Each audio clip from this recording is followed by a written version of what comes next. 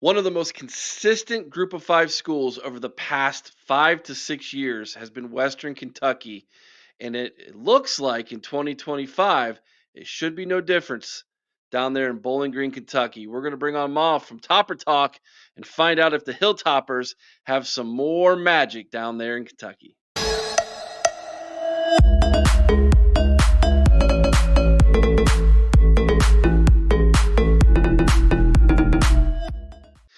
And welcome to the College Huddle, Moff. It's good to have you, my friend. It's been a while since we talked. I know it has been a while, man. I'm glad you're having me on. I appreciate it. Yeah, and absolutely, man. You were one of the first podcasts that jumped on with us in the College Huddle a little over a year ago when we were recruiting before we announced the launch of the College Huddle. And 1 year in now, and looking to grow again. And we started this new YouTube channel, almost up to 100 subscribers as of the this evening's recording with you. So we're moving forward with that, and hopefully we can get to 1,000 subscribers before the start of this season. And I'm going to be really interested, Moff, to find out if uh, if the Hilltoppers got some more of that magic up there on top of the hill, more of that red towel waving magic. I was surprised. I went back and looked at Tyson Helton's tenure there. Dude is incredibly successful, man. Yeah, he's a guy that even before NIL and transfer portal became what it is today, and and still growing and evolving. He was somebody that embraced the transfer portal, finding talent, looking for new homes, and has embraced people looking to move up or down, whichever wherever that talent comes from. He identifies it, gets it here in Bowling Green, Kentucky, and just really maximizes who he brings to this team and this program. Yeah, he's brought some new faces to the program again this year. We're going to talk about that here shortly. But I gotta ask, man, like, how have you guys been able to hold on to him? He seems like someone who I would think has gotten at least a look at some of the Power Four schools as a possible interview, person bringing for an interview. Yeah, he's gotten interest a couple times. Just how the coaching carousel lands. This last cycle, he had some interest from Purdue, from ECU. A couple years ago, it was UAB and Purdue. There's been teams that have come sniffing around, but I think the fact that he's never broken through at Western Kentucky and won a conference championship, won the big game in conference, has been the only thing holding him back. He just always seems to fall short. He wins enough that we know we're going to be competitive. We know we're going to be right there for the conference championship, but we just haven't broken through that barrier and just won that conference championship that's eluded us since 2016 now. So, it's kind of that good and bad. If he won, if he had won the conference championship in 21, we had Bailey Zappi in that record breaking year, he's probably gone in 21 or 22. But the fact that he gets just to that doorstep and never crosses over, finishes that race has kept him here for, now going into a seventh season. So it's kind of, the good and the bad. We haven't won as much as we want to, but man, we still win an awful lot even without winning a conference championship. Yeah, absolutely. So you brought up and you alluded to the transfer portal. So I'm assuming that the portal giveth and taketh away for you guys, just about like it does for every program in college football. How has the portal treated the Hilltoppers this offseason? Early December, to tack on with, I think we had 26 graduating seniors, people that are exhausting their eligibility. Since then, we had another, I want to say it was like 35 to 40 players that put their name into the portal, and almost every single one of them left. I think there was a couple that, boomeranged and came back and withdrew their names. But for the most part, the portal was not kind. I mean, we had, 4 or 5 guys that went to, P4 schools, just got, money offers that they just couldn't turn down. And I don't blame them one bit for it. But like I said earlier, Coach Helton and his staff do a really good job at identifying talent. And just as much talent as we lost and have had to replace, we brought a ton of really talented guys in really now it's just going to be about putting those pieces of the puzzle together, making it gel and mesh before August kicks off. Interesting. So, I mean, if my math serves me right, man, that's over half your roster that's turned over. Yeah, three returning starters. I had to do a breakdown for a college football magazine a couple weeks ago, and as I was just combing over offense, defense, special teams, there's one returning starter on offense, one returning starter on defense, and a kicker. So there's a lot of new pieces. But that being said, Conference USA as a whole, if you start to think you're on this island and we're the only one living this nightmare of having this attrition and just having to turn over the whole roster. But we look around the conference and everybody's just getting picked from. And on top of that, I think over half of the conference is either in the first year of their head coach or second or third year of their head coach. So I feel like even with the roster turnover, we're ahead of the curve because we still have guys that are returning. Even if there were depth pieces, they may be moving up the depth chart now, but we're still installing the same system. It's not completely new for every single body. It's, they know what they're coming into. And I feel like we're still going to be competitive and right there looking at a conference championship game berth, come late November. Nice. Okay. Yeah, that makes sense. And that was going to be one of my questions is this an emphasis with this coaching staff of breaking through that glass ceiling and getting to a Conference USA championship game? I mean, he's been knocking on that door each and every single year, consistently winning 8 or 9 football games each and every single season, going 5-3 or 6-2 in the conference. He went 7-1 one time. I mean, he's right there. The Hilltoppers are a team that are fun to watch. I got to watch them up close and personal when they came to Columbus, Ohio, and they've been to Tuscaloosa, Alabama. This is a program that's not as scared of the big boys. It's a program that consistently wins. All of that seems all good and well. Um, has there been some turnover with the coaching staff? There has. I think that's another symptom of winning. Anytime you have a good program that is consistently, moving player talent and developing players, we always, and I always try to give Coach Helton just as much kudos for his coaching staff additions as I do for his player additions because he always finds those up and coming, young staff members that even if they're only here 1 or 2 years, 2 or 3 years, 3 or 4 years, whatever it is, before they go on somewhere else to a big job, he finds that up and coming, hungry, raw talent that evaluates well, they recruit well, they coach well, and he gets the most of them out of them while they're here. We will have a new, a new entitled defensive coordinator this year, but it's someone that moved up from a secondary coach and is going to be DC this year. We have a new offensive coordinator, but he's coming over from Abilene Christian, which was a high-powered offense in the FCS.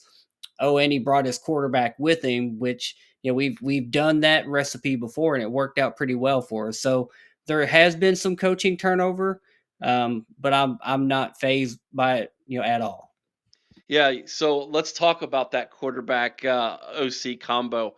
I know you're super excited about this. We were chatting about this the other day. Fill everybody in on who the quarterback is and why you have a good feeling about this. Well, the quarterback that we brought in is Maverick McIver. He comes from Abilene Christian. He is a Wait a minute, Maverick Maverick MacGyver. McIver. Yeah. Yeah, the name is A plus. He's on the all name team before the season even starts. If you follow Topper Talk on social media, I'm going to have so many Tom Cruise putting on his glasses gifts all year long. Every time there's a passing touchdown, the sunglasses are going on. I'm calling it now. But Maverick comes over. He's a seventh year senior. He's been around. He's had some injuries earlier in his career. Went to Texas Tech, bounced around, went to the FCS, was really successful last year, threw for over 3,800 yards, 30 plus touchdowns, 10 interceptions, I think it was. Just a really solid arm, really good player. Of course, from the FCS, everybody's going to say, well, look who he was doing it against. But he had a P4 game versus Texas Tech last year, threw for 508 yards, 3 touchdowns, and no interceptions against Texas Tech at Abilene Christian.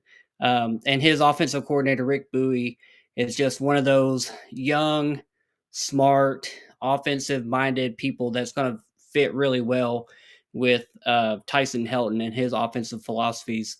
And we've seen it in recent years with, Zach Kitley, who left Western Kentucky, went to Texas Tech, is now the head coach at FAU. We saw it with Ben Arbuckle, who left here, went to Washington State as OC. And now he's at Oklahoma as offensive coordinator. So, he identifies talent, those up and coming offensive minds, and gets them in his system. And then, hey, if you got some players that you can bring with you that can, bring the juice, bring them with you. I like it. So if MacGyver's the Maverick, I gotta know as soon as you know who the goose is gonna be. All right, we gotta find someone on the roster who's the goose. All right, that's your We, that's we your college huddle tasks for me. we've got a few offensive weapons. I think there's a few candidates out there, but we'll pencil one in. We'll figure one out before we get to game 1 or 2 this year. That is fantastic. I love it. Oh, that's so good. Okay, so Uh, is there any other players who have come over via the portal that you think need to be highlighted that people should be aware of? Well, we got a few, I would say. So one is a running back that came over the year before last. He was with us last year, but was really in a part-time role. Running back George Hart III. He came over from Arizona State, and he was really just kind of a running back 2 or 3 in a really heavy running back room last year. We also had Elijah Young, who's now in the NFL with the Kansas City Chiefs. So now, just with roster depletion and transfer port as it is, George Hart stayed, and he's in line to get a lot of carries. He can also catch the ball really well out of the backfield. He's a physical runner, but he can also get fast downhill. Can catch the ball out of the backfield. And then we signed a transfer, Lavelle Wright from Austin P, who originally committed to the University of Kentucky out of high school. Played there for a year or two, then went to Austin P, which is not far away in Clarksville, Tennessee, from us here in Bowling Green. So he is an electric athlete. When he's on the field, he's one of the fastest players on the field. So, I kind of look at those guys as thunder and lightning as far as a running back combo. And then in the wide receiver room, several guys that we've added. The one that I would highlight, especially for this offense and what we want to do, is another guy that came from the FCS. He came from Western Illinois. His name's Matt Henry. He had over 1,200 receiving yards last year. Was an FCS All American. Again, people are the first question, the first doubt is gonna be it was against FCS competition. Look, if you're a 6'2" wide receiver, you got good hands, you can get down the field and run routes. You're going to get open in this offense. That's Tyson Helton puts his players in position to catch the ball in space and make plays. That's what we want to do. We're all about quick hitters, yards after catch, and we've added so much talent that can just go out there. We're deep. Running back room, wide receiver room. I'm just really excited about what we have this year. Excellent. Yeah. No, that's one of the reasons why the Hilltoppers are fun to watch, man, is they score a lot of points. It's the speed in space. It's like basketball on turf. It's a lot of fun to watch. Now, not only has the roster been turning over and some of the coaching staff, the conference itself has got some fresh blood in it. Of course, you saw Kennesaw State join the conference in 2024, and now you have Delaware and Missouri State joining the conference as well. That's going to be a lot of fun. Uh, what is the state of Conference USA right now? I remember there was a lot of talk about who's going to get plucked. Would somebody get plucked? Would Conference USA be able to withstand all of this conference realignment? Conference seems to be pretty healthy. Yeah, I mean, looking back just 3-4 years ago when all the dominoes started falling and so many teams left for the Sun Belt and so many teams left for the American Conference, and we were down to 4 members of Conference USA at one point, and then we started snagging all the some FCS call ups, and kind of putting the pieces back together to remain a viable conference. There were a lot of people. Not only in our conference, but from the defectors that left, they were like, "Man, look at this embarrassing ragtag conference you all have." But I think now that we've played a couple seasons, Right now, our baseball league is ranked the number 5 league in the nation. So behind the big four, we're number 5. We're right there with them in I basketball. could make an argument you're probably better than the Big Ten in baseball. I, I wasn't gonna bring it up, but we're pretty good. I mean, we've got Dallas Baptist, which is a national, perennial top 25, top 10, 15 type team. We've won over 40 games this year. We're 41-10, I think, as it stands right now before this weekend series. And then in basketball, we were a number 8 team by Ken Palm, which is the highest rating we'd had since I want to say it was like 21 when I think we had a Final Four team in FAU. We had a team that won the CIT. We had 2 teams in NIT Final Four. Um, I think as the conference has gotten together and these teams have started to grow, the Jacksonville States, the Sam Houston States, even adding, Missouri State and a Delaware. Delaware is going to be the only Division I program in that state. I don't know a ton about them yet. I haven't deep dove into They what they. have terrible looking helmets, I can tell you that. I have I have You knew I was gonna say that. Come on now. I know what they're working with on the helmets, but I have really high hopes and regard for what they're going to bring to the table. Kennesaw, even though they didn't have the greatest year athletically across the board in their first season in Conference USA, really in any sport, but they're in a good market. They're the Atlanta market. They should be able to grow and build with just further investment into the athletics program, which I know all the teams in Conference USA are doing. Some of them aren't where they want to be yet, but you have to start somewhere. You have to build from the ground up, and I think the success we've seen just across the board in all sports has really given me hope for even the teams that we're adding now. Missouri State, they have a ton of Western Kentucky connections. Their head coach is a Bowling Green, Kentucky alum. He played at Western Kentucky. We've had so many assistant and student managers that have gone on to coach there back to even when Bobby Petrino was at Missouri State for a while. So there's a lot of connections with Missouri State. I've never been there. I can't wait to make that trip. We do play on the road there this season. The same with Delaware. I'm really excited for what the conference is doing. I think there was a lot of knee jerk reactions a few years ago to, oh my God, who are these teams? What are they doing? But now that we've got to see them, a couple athletic calendars have flipped over. We're going to be fine. We're pretty stable. I like where we're at, and we're going to be fine moving forward. Yeah, I always like it because I remember the old days when I actually played video games. It was always cool to get those schools and change your conferences around and everything. And now it's real life. It's real life. All right, man. Let's take a look at your schedule this year. And I know this graphic's really hard to see. I apologize. It's really the only one I could find that was released from the school, but I've got a schedule put up on my end here as well. So that being said, Sam Houston Bearcats to start the season off at home. Um, that'll be interesting. That's a conference game to start the season off right there. I mean, no easing into this thing, man. Get conference game number one. Let's go, and you get it at home. That's always good too. So that's how your season's going to start off. Then you got North Alabama, the Lions. You got that one at home. And then you're going to come north. You're going to come through Ohio. You're going to pass by Columbus. You're actually going to pass Bowling Green, Ohio, and to make a stop at the Glass Bowl against Toledo, against the MAC. Toledo, one of the perennial top teams in the MAC. Of course, like I mentioned at the beginning of this podcast, Western Kentucky, one of the top teams in Conference USA, man. This looks like a really fun matchup right here. Yeah, that Toledo game will be really fun. It's a return game. We actually played them in the 24 season as well. They played here in Bowling Green. Really fun game. It was Parents Weekend, if I recall correctly. We had 21,000 in the stadium, which our stadium holds 22. So it was, dang near a sellout. Beautiful sunny day.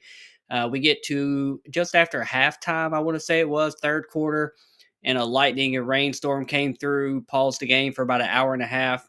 We were down, I think, 10 points.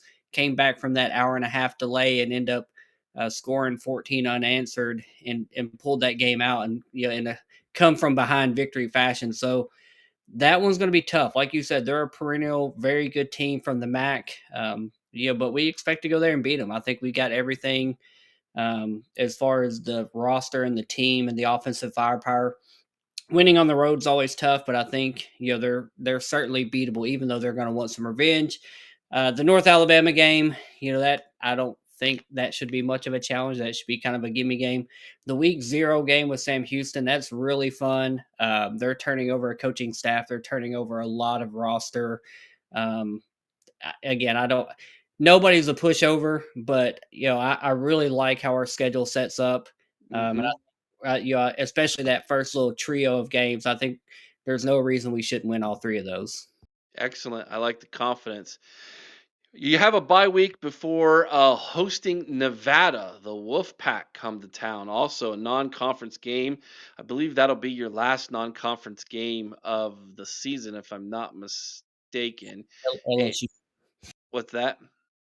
LSU down at the Oh, bottom. dude. Yeah. Well, we'll wait. We'll get down there for that one. Yeah. Let's just talk about that now. Let's go there. You play at LSU, Baton Rouge.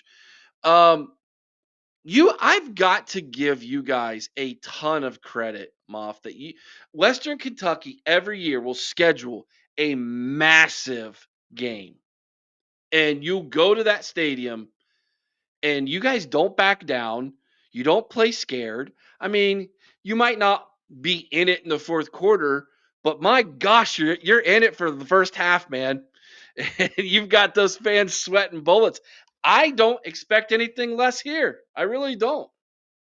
Yeah, it's gonna be fun, and I really like that we put ourselves in that position because you come into those games with nothing to lose. Last year we played at Alabama, the opening game of the season, which I guess we kind of ran into a buzzsaw because it was the first game for Kalen DeBoer, and he made an example out of somebody, and he made an example out of Western Kentucky last year. They never had as good or as complete a game as what they played game one last year. If you go Yeah, back and they look at peaked. They peaked week they one. beat game one, and we just happened to be the sacrificial lamb.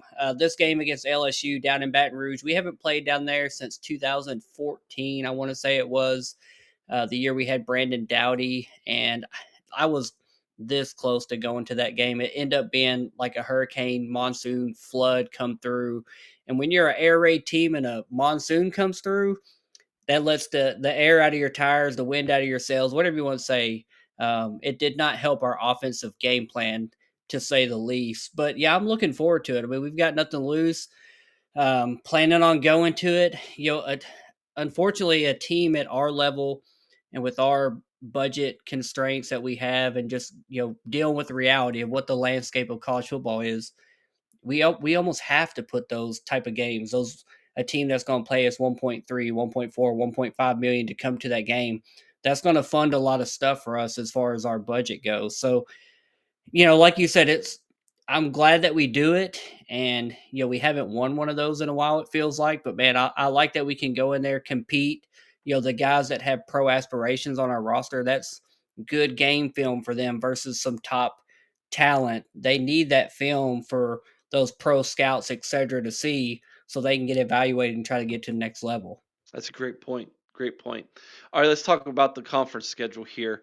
After Nevada, you get two more before your second bye week, and they're both on the road, and they're both against the new guys at Missouri State, at Delaware.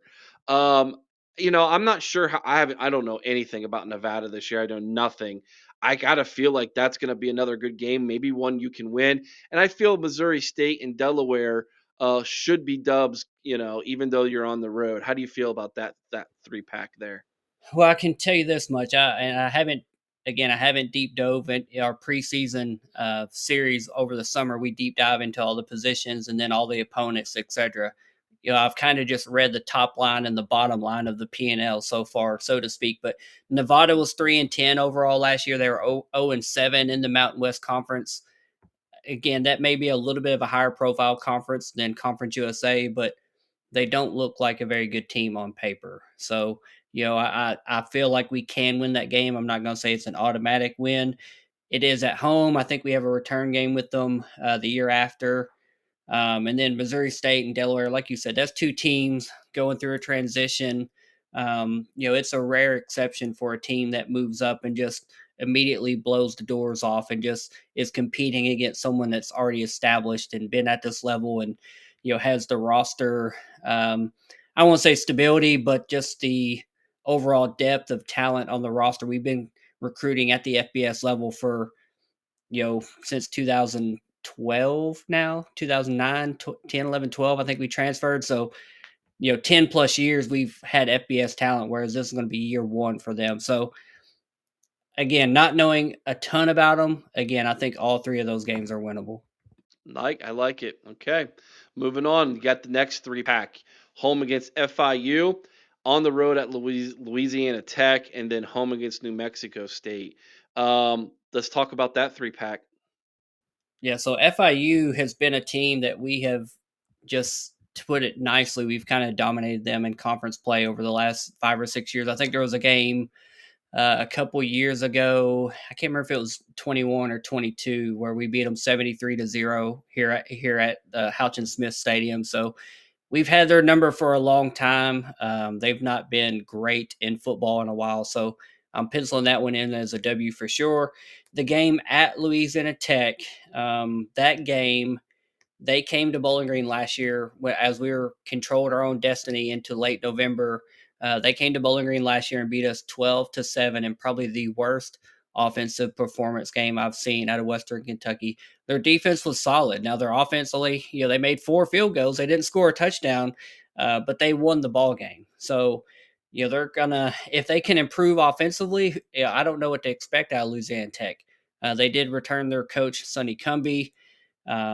But I still like our chances as far as what we can do offensively. I think we've grown from an offensive philosophy. We have a new offensive coordinator, a new quarterback. So I suspect we'll be better than 7-12 last year. And then New Mexico State, they're another team in Conference USA, year two of a coaching turnover. They had Diego Pavia a few years ago. Now he went to Vanderbilt last year and is returning to Vanderbilt and has created all this extra year of eligibility hoopla that everybody's getting now because he challenged the NCAA. So again, another 3 pack of games that I don't see any reason why we can't win all three of those. Mm, this is getting tasty. Okay. All right, let's go to that last three pack. Now we've already talked about the last non-con at LSU, and then you have sandwiched around the trip to Baton Rouge. You have Middle Tennessee State, and you're at Jacksonville State. Yeah, so the Middle Tennessee State game here at home, that's our biggest quote unquote rival. It's a name rivalry. They've been playing the game since 1914. It's called the 100 Miles of Hate rivalry. Their stadium and our stadium are like almost, I think it's like 99.5 miles apart. It's the 100 Miles of Hate. It's a beautiful rivalry name. They've not beat us in a football game since 2018. It's been like 2,400 days now ish. Um, yeah, it's been a while. They're also in year two of a coaching change. They hired Derek Mason, formerly of Vanderbilt and Oklahoma State, known for his defensive prowess. They've got a lot of catching up to do to get to where we are and where we expect to be. So winnable game. I don't see that streak, that rivalry game ending with a Middle Tennessee victory, especially not at home. And then the Jacksonville State game, man, that's a tough one to call. They were a thorn in our sides last year. I'll say that, but they're a team that we were in the same exact position last year. We played them the last regular season game of the year at home. If we win that game, we go to the conference championship game. We won that game on a walk-off field goal, like a 52-yard field goal as time expired. We won that game. The next week, we went and played at their place for the conference championship and got blown out of the water. It was not pretty, but obviously we've made some changes to staff and to roster. They've also dealt with a coaching change. Rich Rodriguez went to West Virginia. So they're another team that, again, has flipped a lot of the roster. There's some revenge factor there. Um, I think we're winning 2 out of 3 of those. So, if I hear you right, Moff, you have a ceiling this year of 11-1 and undefeated in the conference. Now, I'm going to ask you to take your red towel waving glasses off there, buddy. What's the floor of this team? What's the floor?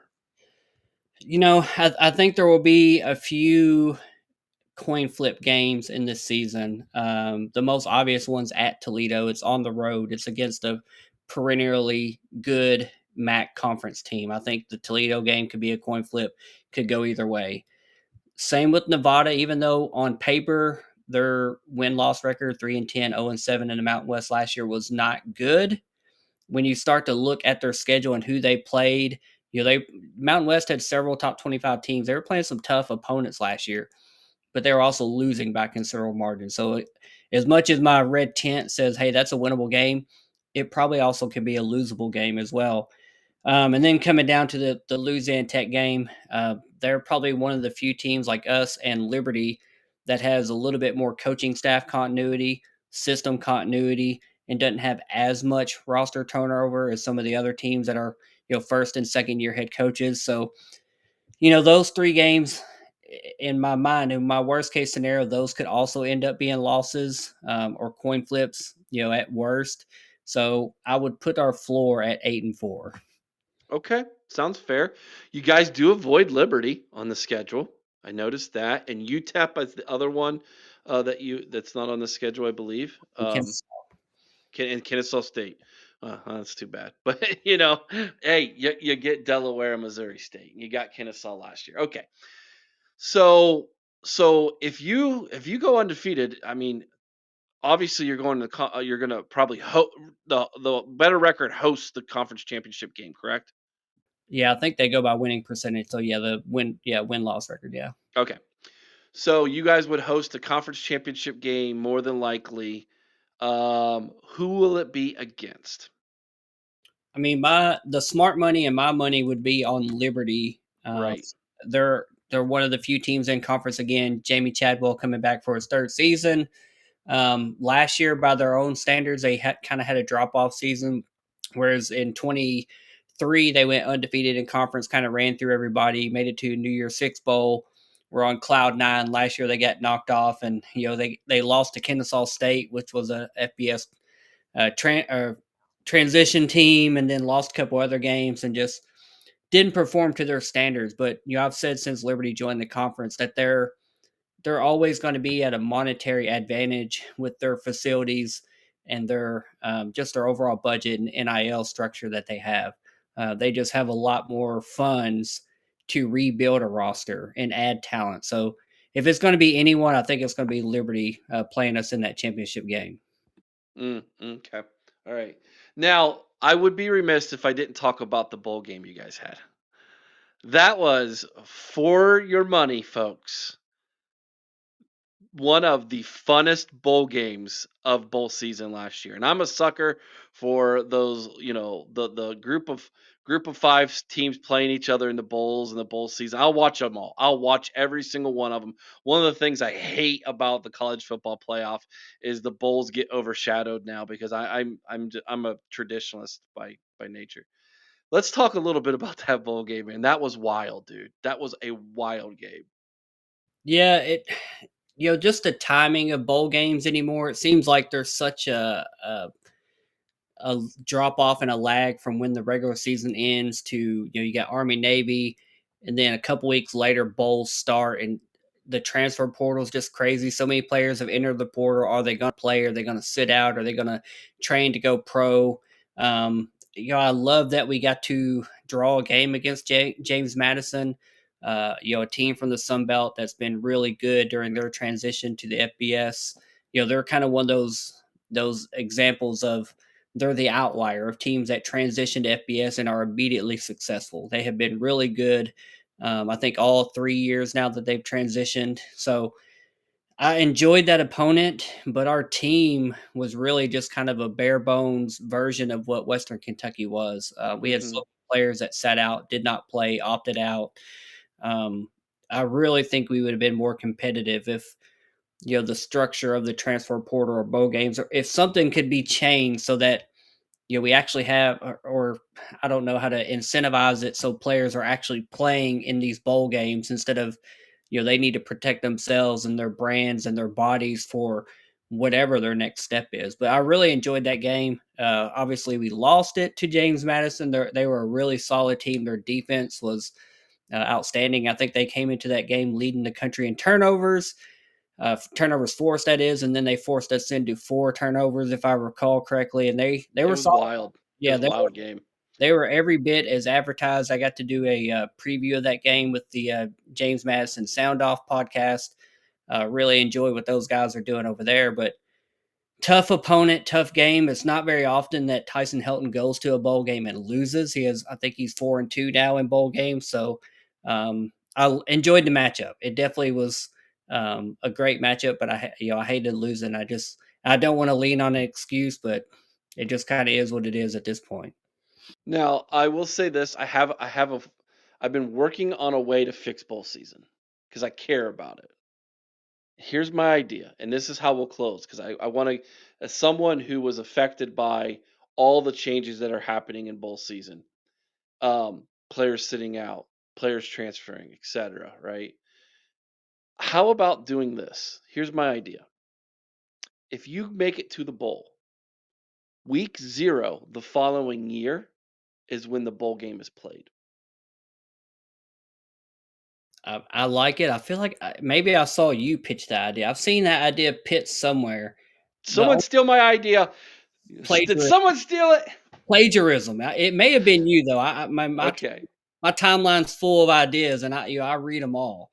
I like the idea, but man, like just looking at last year's example, James Madison, and then if I looked at we played this game for some reason week 0 this year instead of Sam Houston, completely different teams. At Oh least yeah.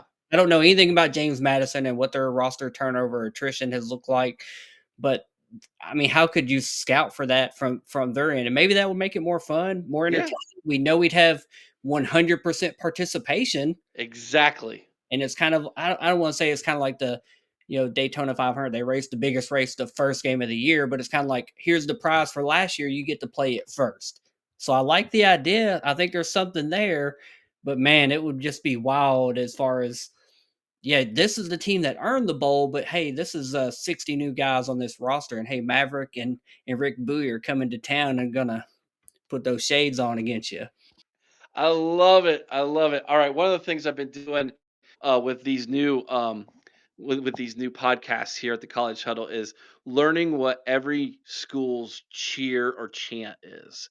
Of course, I just learned that the Buffs chant is not family friendly. Colorado's chant, but what does the Hilltopper fans do, man? I know they wave those red towels. Yeah, we have the red towels. Our fight song is "Stand Up and Cheer." You'll hear them say, "Stand up and cheer for this dear old Western. For today we race." Man, I could have swore I had a red towel behind me with the whole fight song on it. But we'll do that. Going into TV timeouts or just a regular timeout on the field or on the floor. They'll play. The band will strike that up. The pet band. We'll all be standing up, clapping, clapping, clapping. It really gets everybody energized, and I'm kind of like you. I'm a traditionalist. I'm getting into my old man era, my get off my grass era. The name of the song is "Stand Up and Cheer," and then I look around, and so many people are sitting down and cheering. I'm Uh like, oh. what's the first words are "Stand Up and Cheer." Let's go! It's Dear Old Western's Day. Stand up and cheer. I love it. I love it. And pound for pound, best mascot in college football? I mean, there's an argument to be made. Big Red is I mean, he's beloved by anybody. I'm not even my MTSU friends and people I know don't hate Big Red, and that's our arch enemy rival. That's our Michigan, if you want to look at them that way. We don't like each other. I'll put a big X over that blue pony, but everybody loves Big Red, man. I don't want to say he, not going to genderize him, but Big Red is beloved by everyone. I love it when you guys had some helmets with Big Red on it one time. It was like, that's sweet. I love it. Yeah. Yeah, it's awesome. All right, Moff, where can everybody catch you at, man? Yeah, so we're on Twitter, X, whatever you want to call it now. That's our main social media platform at Topper_talk. We're pretty much on every social media platform, Instagram, Facebook, TikTok. Just search Topper Talk. You will find us. Our YouTube channels at Topper Talk Podcast. We release video episodes of every episode that we do, as well as the audio version as well. So if you want to know more about Western Kentucky, just search Topper Talk wherever you're browsing, and you'll definitely find us. It's one of my favorite group of five schools, and it's because of that guy right there. He's fantastic. We appreciate him so much. And we appreciate you watching. Please subscribe to the channel, like the video, make a comment down in the comment section below. All of that does help the channel to grow as we continue to strive to make the College Huddle the number one place for fan driven podcasts from coast to coast. We're already number one. We all know that. Now you have to find out about that. So share the show, let everybody know about Western Kentucky. Go check out their channel, my friends. And remember, next time you hear the song, stand up and cheer. Thanks, Moff. Appreciate you.